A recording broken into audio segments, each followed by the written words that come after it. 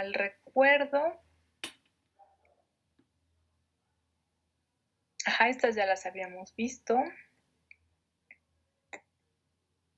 Y bueno, son de lupus subagudo cutáneo. Vean, las zonas más fotosensibles ya las mencionamos: el rostro, el pecho, el cuello, los brazos, las piernas. Y pueden ver ustedes cómo ya hay una descamación. Aún así no es tan profunda como la que nos puede dejar un lupus cutáneo. Y en este caso tenemos lesiones urticariformes secundarias a una vasculitis. Bueno, ya en sus participaciones me habían comentado que esta patología pues tiene afectación renal, y mencionamos que más del 50% de los pacientes la llega a presentar. Incluso, bueno, ahí tienen en una autopsia o necropsia se ha encontrado incluso mayor incidencia de una afectación renal. ¿Alguien sabe? Creo que incluso me participaron en la clase con los tipos de nefropatía lúpica. Ya no recuerdo si la clase pasada lo hicieron o fueron en sus participaciones.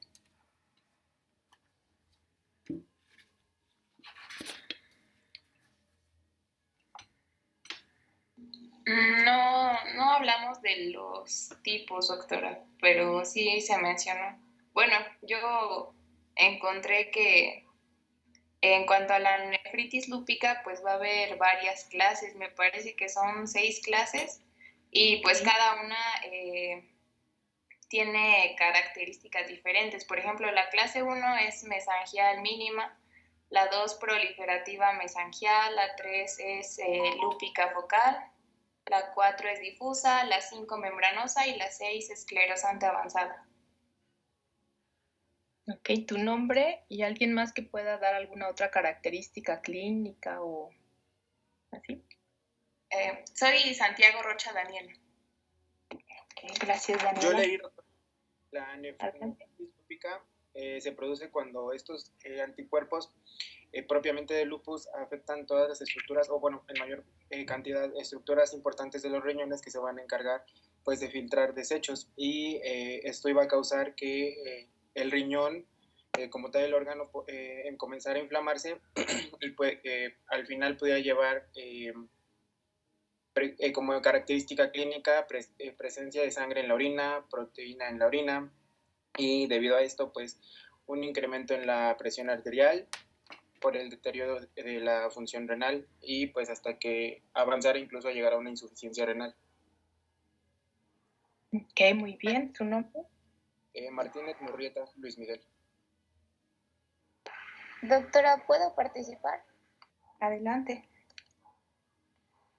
Bueno, como lo mencionaba la compañera, creo que fue Dani, que existen 6 clases. Yo encontré que en la primera también tenemos datos clínicos como proteinuria sintomática, pero hay hematuria. En la 2, igual que en la primera, proteinuria sintomática y también hematuria. Luego en la 3 ya se presenta síndrome nefrótico infrecuente, y en la 4 hay insuficiencia renal aguda o subaguda. En la 5 la insuficiencia renal es infrecuente, además pues de haber proteinuria y síndrome nefrótico, y ya en la 6 hay insuficiencia renal crónica. Ok, ¿tu nombre? María Fernanda Mariscal.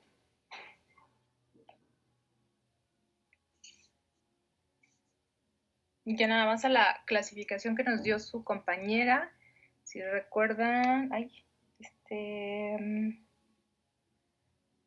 me fue el nombre del compañero que participó antes, mencionó la hipertensión. Esta se va a presentar a partir de la nefropatía tipo 2. La más frecuente de todas es la tipo 4, y pues bueno, aquí va a ser necesario incluso llegar hasta el trasplante renal. ¿Alguna otra cosa que quieran agregar sobre el tema? Creo que ya le participaron bastante sus compañeros.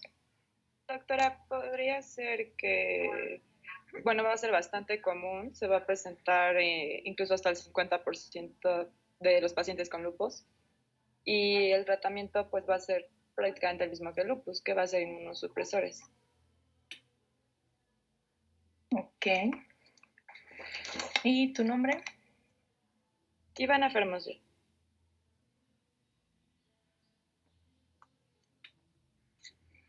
Y bueno, pasamos a los criterios de clasificación diagnóstica. Tenemos pues los del Colegio Americano de Reumatología de 1997 y los SLIC del 2012.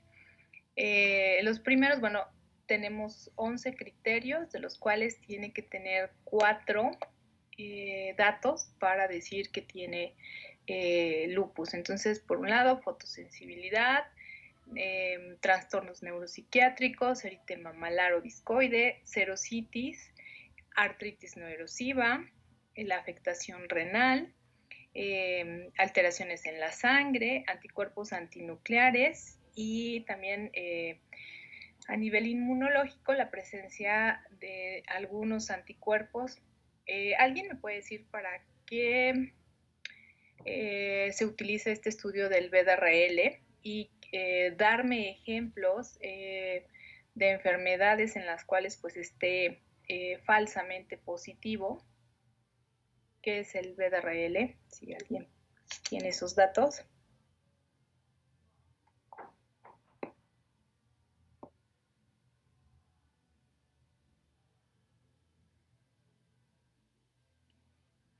Doctora, me parece que eso ya lo habíamos comentado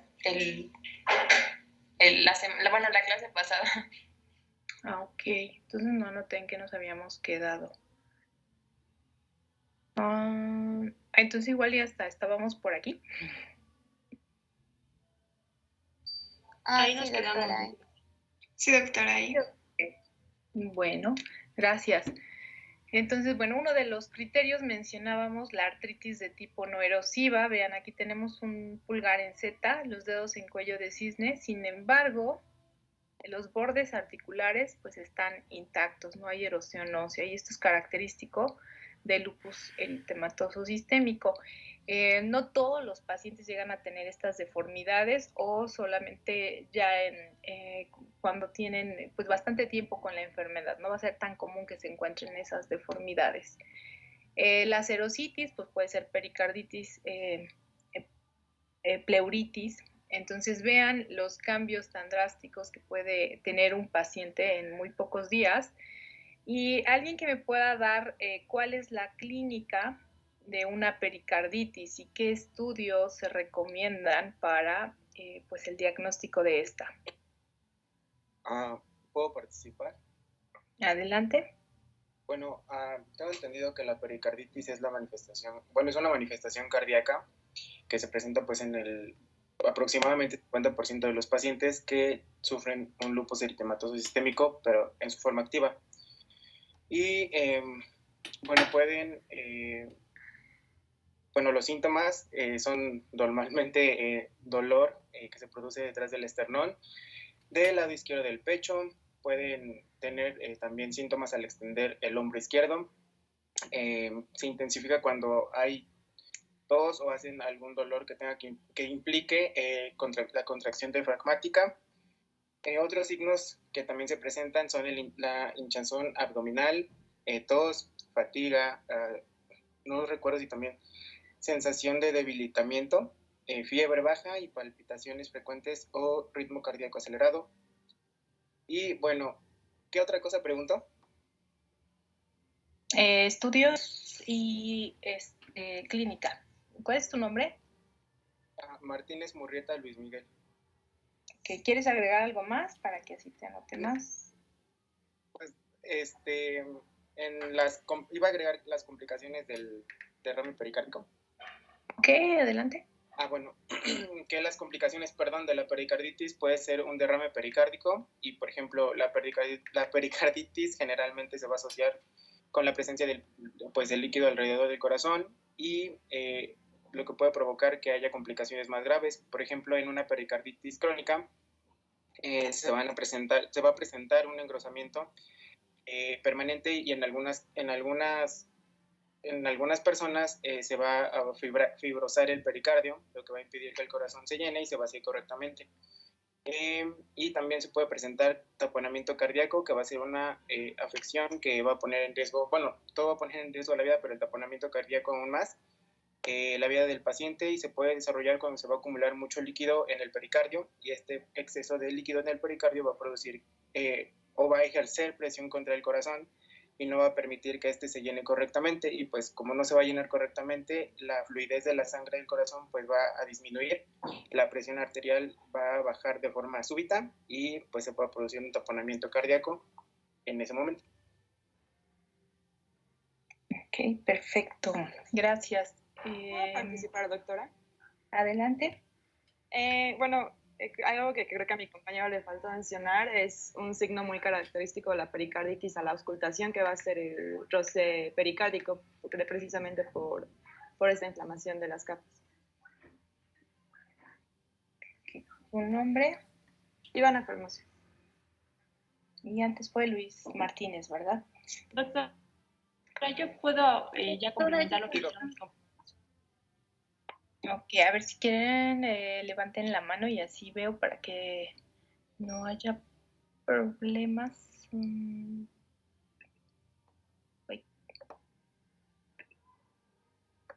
Veo. Lisbeth. Sí, doctora. Bueno, yo quería comentar que en cuanto a la sospecha clínica de una pericarditis, el cuadro típico que se presenta es un dolor torácico, como ya lo habían mencionado, que puede ser pleurítico u opresivo.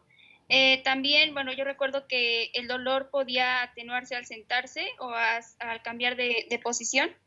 A la auscultación cardíaca también se pueden escuchar frotes pericárdicos, y en electrocardiograma se pueden ver un descenso del segmento ST también.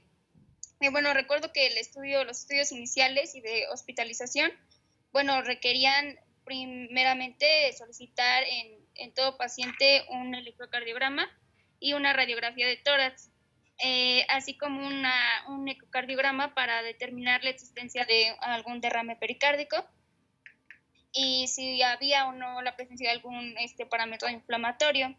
Y dentro de los tratamientos que recuerdo era que los AINES, en especial la aspirina, es lo que se utilizaba mucho en dosis altas, o también ibuprofeno. Ok, gracias Lisbeth. Mari Carmen. Sí, doctora, bueno, como nosotros sabemos, la mayoría de los cuadros clínicos dependen de la edad. Muchos llegan a aparecer con fiebre, mientras que en pacientes ya ancianos, pues realmente ellos ya no presentan esta fiebre. Entonces también se presentan, pues ya, no, bueno, ya lo dijeron mis compañeros, que son síntomas principales en la presencia de dolor retroesternal, pero algo importante y es algo que nos va a indicar lo del paciente es el roce pericárdico, que ya puede ser que sea transitorio, que sea monofásico, bifásico, trifásico, y puede haber un derrame pleural. En general, pues el paciente se va a encontrar con una frecuencia cardíaca que es rápida pero irregular, y la alternancia eléctrica y el bajo voltaje son pues reversibles, es decir, que se puede revertir con el drenaje del derrame pericárdico. También pues nos vamos a guiar gracias a la ecocardiografía, que nos va a dar como esos datos esenciales para detectar si hay un derrame y si hay una afección concomitante del corazón o los órganos pericárdicos. Muy bien, gracias. Daniela Ronson. Sí, bueno, lo mío solamente es para complementar un poco lo que dijo mi compañera Lisbeth. También había leído sobre los criterios diagnósticos que incluían esos tres: la historia clínica del dolor, la auscultación y las alteraciones del electrocardiograma. Y así como menciona Mari Carmen, el ecocardiograma, que pues sirve para ubicar si es que hay un derrame pericárdico. Y quería añadir que aparte se puede extraer una muestra de ese líquido por medio de la pericardiocentesis, y nos va a servir para poder detectar si hay alguna infección u otra enfermedad que esté ahí cohabitando.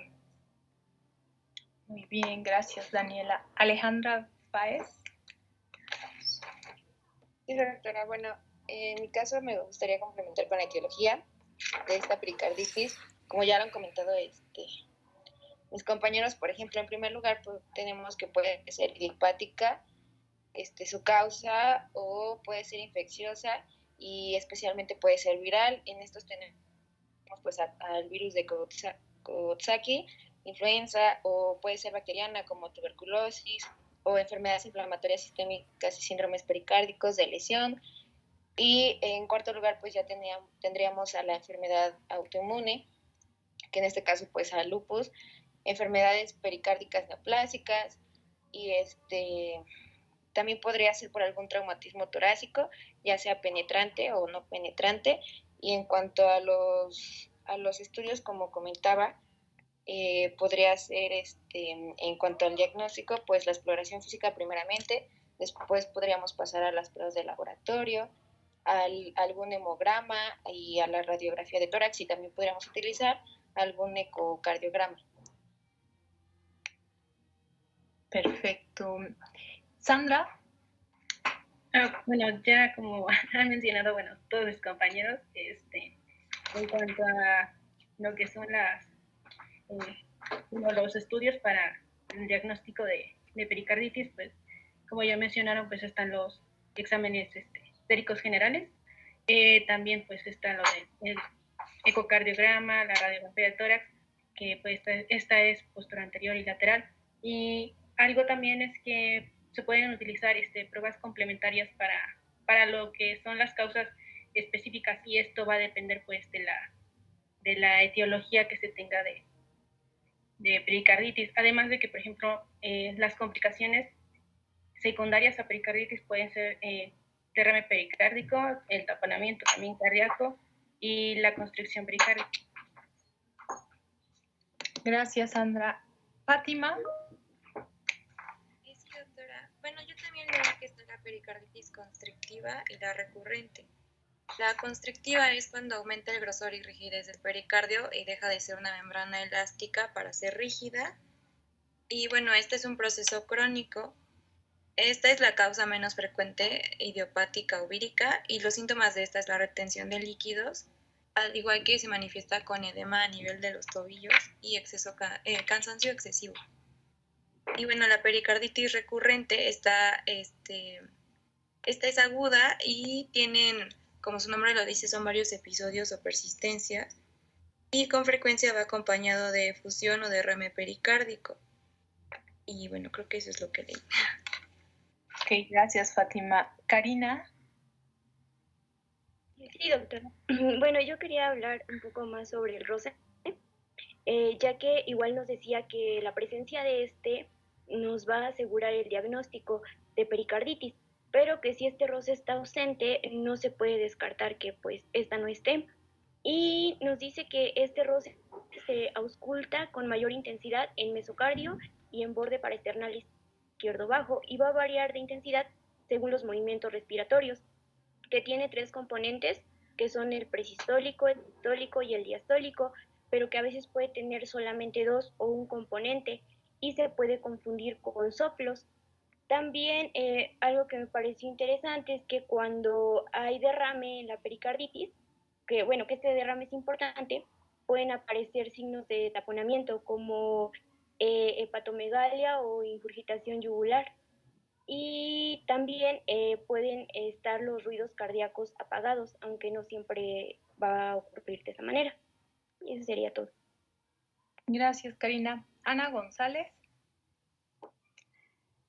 Bueno, doctora, yo también leí que podemos guiarnos en criterios clínicos, en sí son 4, que es el dolor sugestivo, el frote pericárdico, cambios en el electrocardiograma y derrame pericárdico. Y en caso de cumplir 2 de estos criterios, nos tenemos que cerciorar si no tiene criterios de mal pronóstico, como lo es fiebre mayor a 38 grados, leucocitosis, taponamiento cardíaco, derrame mayor a 20 milímetros, inmunosupresión, terapia anticoagulativa oral, algún traumatismo o miopericarditis. Y de no cumplir al menos 2 de estos criterios clínicos, debemos considerar si no se trata de algún otro diagnóstico, como lo puede ser un síndrome coronario agudo, disección de la aorta, valvulopatías neumotórax o inclusive esofagitis. Ok, gracias. Jairo. Sí, doctora. Bueno, para complementar lo que alguna de mis compañeras ya estaba mencionando, durante la evaluación con el electrocardiograma vamos a poder observar 4 estadios. El primero, que es el que ya comentaron, que es en donde vamos a poder observar una elevación del segmento ST, así como aparición de ondas T. Sin embargo, vamos a tener que este estadio únicamente va a durar algunas horas o inclusive algunos días. Después vamos a tener el segundo estadio, en el cual vamos a poder observar un segmento ST en una línea isoeléctrica. Posteriormente, en un estadio 3, podremos observar lo que sería aparición de ondas T negativas, las cuales podrían normalizarse después de algunos días también. Y finalmente, el estadio 4, durante la evaluación de pericarditis, en el electrocardiograma pues va a corresponder a la normalización. Sin embargo, cuando el derrame pericárdico va a ser importante, puede resultar en la disminución del voltaje del QRS o también en cambios de su misma amplitud.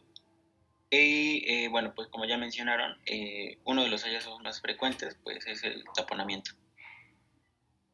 Muy bien, Jairo, gracias. Daniela García, y con ella terminamos. Sí, doctora, yo solo quería complementar que en la radiografía de tórax puede haber un signo de la pericarditis, que es el signo en botella de agua, es el aumento pues del tamaño del corazón, y esto nos puede indicar que ya hay aproximadamente más de 200 mililitros de líquido pericárdico. Muy bien. Y bueno, ahora tenemos la pleuritis. Las mismas preguntas. ¿Cuál es la clínica y cuál es el estudio pues idóneo o el gol estándar para determinar esto?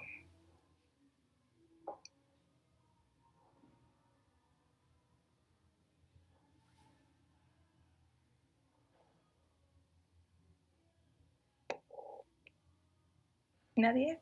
Ya se les acabó todo con la pericarditis. No, sí, doctora, ¿puedo participar otra vez? Adelante, con gusto. Bueno, yo leí que la pleuritis pues va a ser la inflamación de las capas delgadas del tejido de la pleura que van a recubrir los pulmones de la pared torácica. Que algunas de las causas de la pleuritis en personas jóvenes y sanas pueden ser por infecciones del aparato respiratorio, por virus o bacterias, y que estas infecciones se van a intensificar aún más cuando las personas están inmunocomprometidas. En este caso, como en el tema es lupus eritematoso sistémico, pues va a inmunocomprometer a la persona, al paciente, y pues estas infecciones víricas o bacterianas se intensifican, lo que van a causar la inflamación de la pleura. Y bueno, otras causas de pleuritis van a incluir que el aire se pueda escapar de la cavidad pleural, como suceden los neumotórax, o una lesión en el pecho como una costilla rota, tuberculosis u otras infecciones, o incluso un propio tumor en la pleura. Los estudios que se realizan, pues me parece que la proteína C reactiva, pero hay otros estudios de tipo bioquímico que van a ayudar a complementar lo de la proteína C reactiva, y algunos de esos parámetros que se van a evaluar va a ser la medición de pH, la medición de glucosa, la medición en el líquido pleural, la medición de proteínas, la medición del lactato deshidrogenasa y de adenosina desaminasa. Y también van a existir otras características bioquímicas que se van a evaluar, que van a permitir el diagnóstico, que causan los derrames, como la beta-2-transferrina, la proteína traza, la creatinina, amilasa, bilirrubina, colesterol, creo que también los triglicéridos, y pues ya eso va junto de la mano con la proteína C reactiva. Y ya.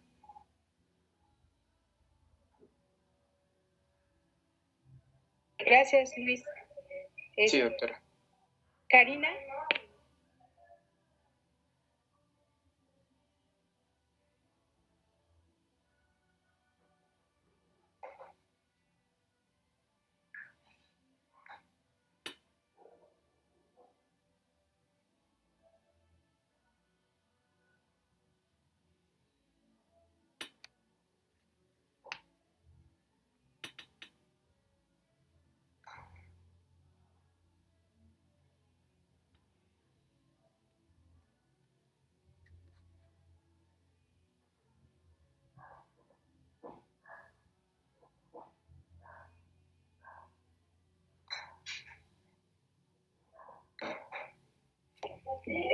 No escuché a Karina, o ustedes sí.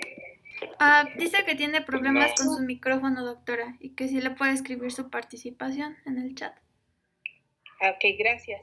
Entonces, ¿quién es Cris? Sí, doctora. Bueno, con lo que quiero complementar, y que me acuerdo de mis clases de imágeno, es que en la radiografía de tórax va a haber un borramiento del ángulo costofrenético posterior cuando hay una presencia mayor de 75 mililitros de líquido en la pleura. Y el borramiento de este ángulo puede incluso soportar hasta 500 mililitros de líquido. Y que los derrames pleurales, entre más grandes, más van a opacificar las porciones de mi tórax y provocan desplazamientos mediastínicos. De ahí que pues se tenga como síntomas o signos clínicos la disnea, el dolor torácico punzante que se irradia no solo en tórax, sino también hasta hombros o abdomen. ¿Qué otra cosa? Bueno, que en el examen físico va a haber una ausencia del fermito táctil, matidez a la percusión y disminución de los ruidos respiratorios. En este caso, pues si es bilateral, pues no se van a escuchar de ambos lados. Ahora sí que si se queda en un solo lado, pues va a ser unilateral. Ok, gracias, Cris. ¿Alguien más?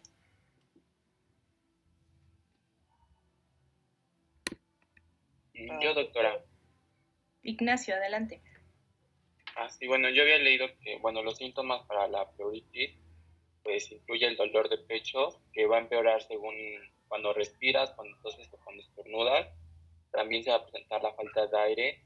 Esta pues se va a presentar porque el cuerpo intenta minimizar las exhalaciones para poder contener el dolor.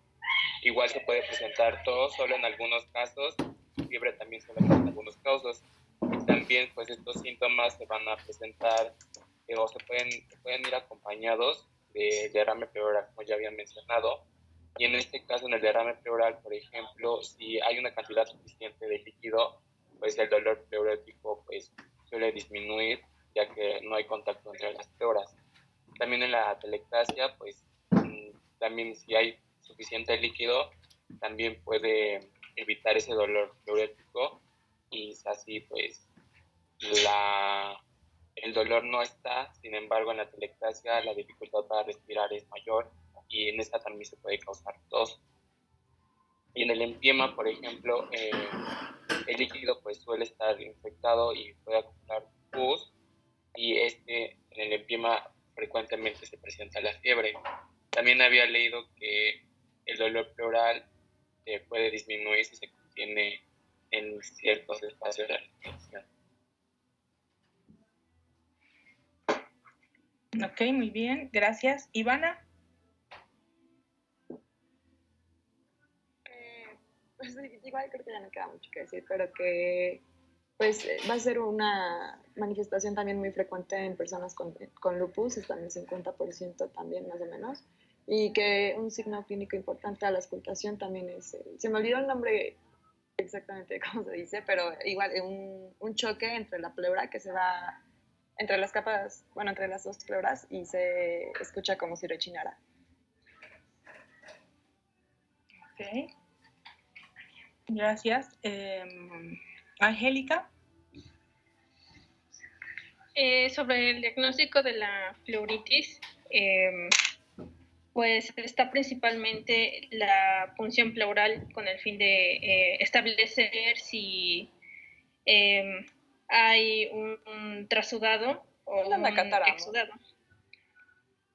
Y bueno, después de esta se aprecia el aspecto del líquido que se obtiene y se mide la concentración de pues, todas las proteínas, e incluso recuerdo que se puede realizar una tinción para observar si hay agentes patógenos. Y bueno, también se puede realizar la biopsia percutánea pero principalmente pues se realiza, bueno, desde la punción ya se puede establecer un diagnóstico, ya sea con asistencia o sin asistencia de estudios de imagen. Ok. Alejandro Amador. Sí, doctora. Bueno, para complementar lo que han mencionado mis compañeros, parte del diagnóstico diferencial de pacientes que tienen pleuritis y que va acompañada con derrames pleurales, en correlación con el lupus eritematoso sistémico, va a incluir infecciones, neoplasias malignas e insuficiencia cardíaca. Además, como lo mencionó mi compañero Luis, las altas concentraciones de la proteína C reactiva va a estar correlacionada en la presencia de pleuritis y algunas otras serositis en pacientes con lupus. Bien. David Israel. Doctora, solamente para complementar sobre signos y síntomas, bueno, pues un paciente con pleuritis va a llegar con una respiración rápida y superficial, obviamente con la expresión de dolor. También, por lo mismo, de la pleuritis va a haber una limitación de los movimientos del tórax. Y como ya había dicho mi compañera, va a haber un frote pleural, que a la auscultación se dice que tiene un ruido semejante a cuero viejo. Bueno, pues va a haber desaparición de las diversiones vocales, matidez y egofonía. Muy bien. Elizabeth. Sí, doctora. Bueno, yo solo quería comentar que, bueno, como ya sabemos, la pleuritis va a ser una acumulación de líquido en el espacio pleural y, bueno, puede ser como consecuencia, bueno, será como consecuencia de enfermedades infecciosas, neoplásicas, autoinmunes. Y también quería comentar que, bueno, en la patología de esta enfermedad intervienen varios mecanismos, como puede ser un aumento de la permeabilidad de la membrana pleural, también puede haber un aumento de la presión capilar o una disminución de la presión intrapleural, o también una disminución de la presión oncótica o una obstrucción linfática que pueden pues condicionar a que el paciente tenga esta pleuritis. Muy bien. Mari Carmen. Doctora, bueno, yo quería contar como un caso que sucedió con mi abuelo. Mi abuelo tenía, que en paz descanse, tenía cirrosis y él presentó, después de un tiempo, presentó pleuritis bacteriana espontánea. Entonces, a nosotros nos sorprendió porque pues no sabíamos cómo es que había sido, porque nos dijeron los médicos que era una complicación. Entonces, ya nos pusimos como a investigar y vimos que sí puede ser una complicación de la cirrosis, donde pues no se pudo diagnosticar muy a tiempo porque realmente no tenía ningún síntoma, era más como los síntomas como locales, un malestar general. Y también vimos que presentó como un hidrotórax hepático y ahí es cuando ya desarrolló la fiebre, también pues ya empezó a fallar sus riñones. Entonces ahí es como nada más como agregar que la cirrosis se puede complicar, puede provocar un hidrotórax hepático y también pues, puede producir una pleuritis bacteriana espontánea. Gracias, Mari Carmen. Jairo. Sí, doctora. Bueno, para comentar respecto a la prevalencia, pues vamos a tener que la pleuritis va a ser una de las, bueno, más bien va a ser la manifestación torácica más común en lupus eritematoso sistémico. En pues vamos a tener que el dolor pleurítico se va a presentar en del 45 al 60% de los pacientes y el derrame pleural puede presentarse hasta en un 50%. Referente a la clínica que muchos compañeros ya comentaron, a mí me gustaría agregar que hay ocasiones en las que el derrame pleural puede ser asintomático y pues únicamente va a ser detectable a través de estudios de imagen. Y bueno, habitualmente se va a tratar de derrames pequeños y bilaterales, aunque también hay casos en los que pueden llegar a ser unilaterales. Y referente al tratamiento, pues bueno, la gran mayoría de los pacientes responden bien a AINES, o antiinflamatorios esteroideos orales también, como puede ser la prednisona a razón de 10 a 30 miligramos por día. Gracias. Ana González. Bueno, yo solo quiero agregar algo pequeño. Como ya mencionaron, se deben preferir las pruebas diagnósticas no invasivas, y dado que la ecografía torácica es un procedimiento no invasivo de bajo costo y que se puede realizar sin complicaciones, su uso es más preferible, ya que puede determinar la presencia de derrame con un 100% de sensibilidad y 99.7 de especificidad. Sí, porque de aquí a que desarrollan la habilidad para detectar todos estos pues sonidos y demás, lo ideal es esto, el estudio que mencionó su compañera. Gracias. Daniela Santiago.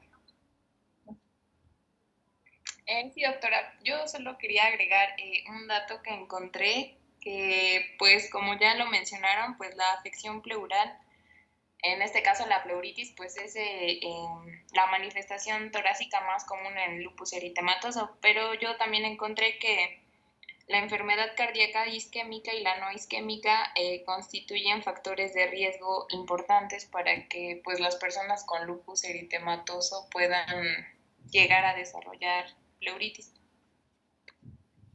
Muy bien. Y Luis. Sí, doctora, nada más. Bueno, primero quiero comentarlo y ya usted me dice si está bien.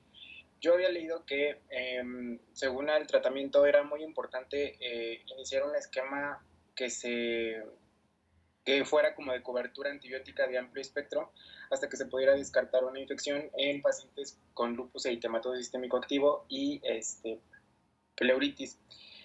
Y había leído también que el tratamiento era con el que se iniciaba era prednisona con dosis de 1 a 1.5 miligramos por kilogramo por día, y que si no existía alguna respuesta favorable, se iniciaba con la administración de pulsos intravenosos de glucocorticoides, y el glucocorticoide más utilizado era metilprednisolona, era 1 gramo por día, por 3 días. Y que también era necesario considerar que se pudieran añadir inmunosupresores como la ciclofosfamida. Y nada más era eso. Ciclofosfamida, ok. Muy bien. Ahora sí están súper estudiosos. Creo que van a andar abundando los 10 por aquí. Entonces, pues ya vieron las complicaciones. Van a variar bastante. Va a ser importante hacer estudios de imagen, como menciona su compañera, que no sean invasivos y que nos den una mayor especificidad o que tengan mayor sensibilidad, porque si esperamos y demás en estos pacientes, pues puede ser ese tiempo de espera de los estudios o de pruebas pues clínicas, puede ser para ellos pues fundamental. Entonces, las serosas se van a ver afectadas. A nivel de corazón, pues no es lo único la pericarditis. Tienen ustedes aquí también una miocarditis. En el caso de tener un lupus neonatal, también se van a presentar un bloqueo cardíaco, hipertensión arterial, dislipidemia, enfermedad verrugosa. Entonces es amplio, por eso les mencionaba que pues estos pacientes siempre llevan un tratamiento multidisciplinario, es pues el cardiólogo acompañado del reumatólogo o acompañado el reumatólogo del hematólogo o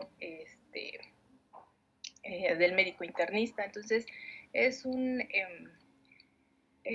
tratamiento agresivo en muchos casos y un tratamiento multidisciplinario. Entonces, la idea es que ustedes pues siempre estén alertas a estos síntomas de alerta y vean aquí, por ejemplo, cómo se ve la silueta del corazón, y pues esto también nos va a dar sintomatología en los pacientes. Entonces, usar los biomarcadores, definir la patogénesis, así como saber qué tan activa está la enfermedad y obviamente basándose siempre en que el diagnóstico del paciente con lupus pues haya sido con la experiencia clínica del reumatólogo y con el uso de criterios de clasificación diagnóstica, va a ayudar bastante a tener un diagnóstico temprano y obviamente con esto una atención temprana del paciente lúpico. Entonces, trastornos neurológicos nos van a dar una puntuación muy elevada. Pueden ser problemas de psicosis, puede ser un evento vascular cerebral. Afectación renal también tiene una puntuación elevada, son 6 puntos, una vasculitis 4 puntos. Fiebre o fatiga, que pues es con lo que puede iniciar el paciente y con lo que pues se asocia a que se confunda con otras patologías, pues realmente solo tiene 1 punto. La serositis 2 puntos, pero pues bueno, siempre que vean sus disneas de bajo esfuerzo es estar alerta por las complicaciones que va a tener el paciente sabiendo que tiene lupus o pues teniendo esto en una persona joven. Entonces, el tratamiento de primera línea, pues van a ser antimaláricos, corticoides y AINES. Es importante pues hacer el ahorro máximo de corticoides por los efectos adversos de estos medicamentos.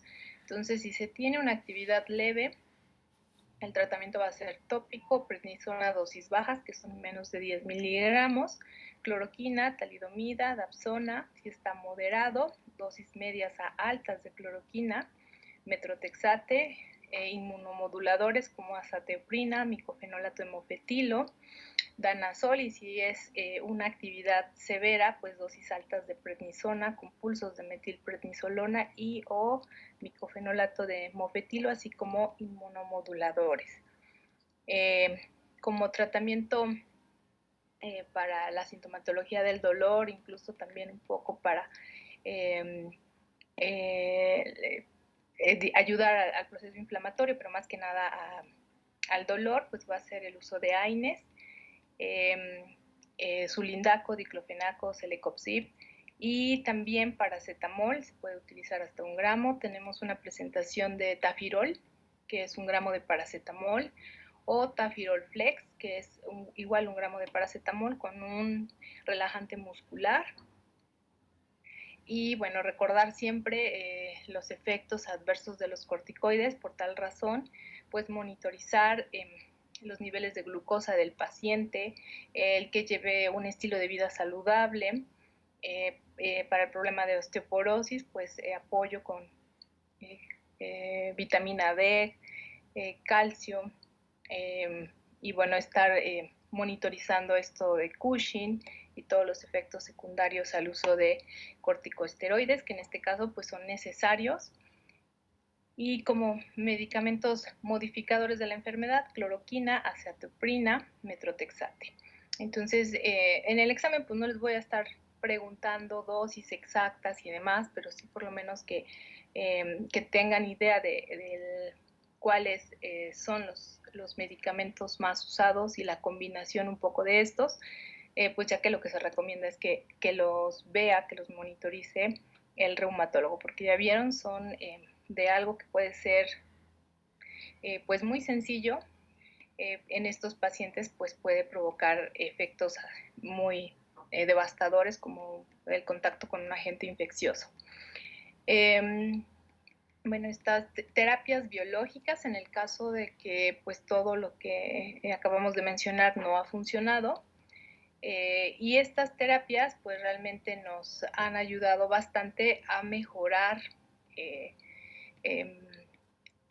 pues las tasas de mortalidad, porque anteriormente les había mencionado en el 50% de los pacientes habían fallecido a los 5 años. Entonces, el uso de estas terapias ha venido a dar pues una nueva perspectiva de lo que es el lupus, pero también pues por el costo que implica utilizar estos medicamentos, o también pues ningún medicamento es inocuo. Hay personas que han presentado efectos adversos ante estos medicamentos biológicos, pero realmente son muy pocas, es muy raro esta situación, y bueno, lo que se hace es utilizar otro biológico, pero más que nada lo que limita mucho a su uso es la cuestión económica. Entonces habrá pacientes que a lo mejor necesiten medicamentos de 60,000 pesos y pues 3 dosis de estos medicamentos. Habrá pacientes que a lo mejor cada semana estén con un medicamento de 8,000 pesos y así, pero lo importante pues va a ser la vida del paciente. En este caso, estos pacientes con enfermedades autoinmunes sistémicas pueden tener una vida pues lo más parecido a la normalidad posible. Sin embargo, con sus cuidados que ya mencionamos, el sol y algunas sustancias que vienen en la comida o en suplementos alimenticios y demás, pero vaya, pueden llegar a tener otra vez su vida tanto laboral como social lo más parecido posible a una persona que no tenga la patología, nada más con los cuidados necesarios. Y pues, bueno, esperemos que con los avances, pues estos medicamentos vayan disminuyendo los costos o que haya más opciones, pero realmente esto aquí en México a partir del 2004 fue que ya entraron pues a su uso aquí en el país, y pues era un poco restringido, no se podía dar a todos los pacientes, pero actualmente sí la gran mayoría, bueno, en hospitales como IMSS, ISSSTE, ISSSTEP y demás lo tienen. Y pues la rehabilitación, el apoyo psicológico va a ser muy importante para estos pacientes. Les mencionaba que en San Alejandro se tenía la unidad de enfermedades autoinmunes sistémicas, sobre todo teníamos pacientes de lupus, más de 350. Después con lo del temblor pues se pasó a San José. Cada 2 años más o menos se les hacía un evento a los pacientes con lupus. El 10 de mayo es el Día Internacional del Paciente de Lupus, y pues se les llevaba pláticas sobre lo que ellos tenían que cuidar, sobre embarazo, sobre higiene postural, bueno, lo que pudiera apoyar al paciente. Se les hacía, a veces se les llevó incluso hasta música, que algunos alumnos se prestaban para o que apoyaban yendo a tocar la guitarra, o se hacían rifas, y pues es una forma de apoyar este tipo de pacientes que a veces se siente como pues aislado, como apartado, porque es difícil para ellos entender que su propio cuerpo pues los está atacando.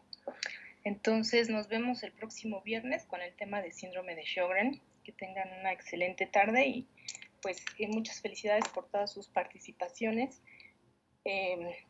Pues es beneficio para ustedes, pero sobre todo para los pacientes que les vaya a tocar, pues se ve que van a ser buenos médicos. Que tengan excelente tarde. Hasta luego. Gracias, doctora. Hasta luego, doctora. Muchas gracias. Gracias, doctora. Hasta luego.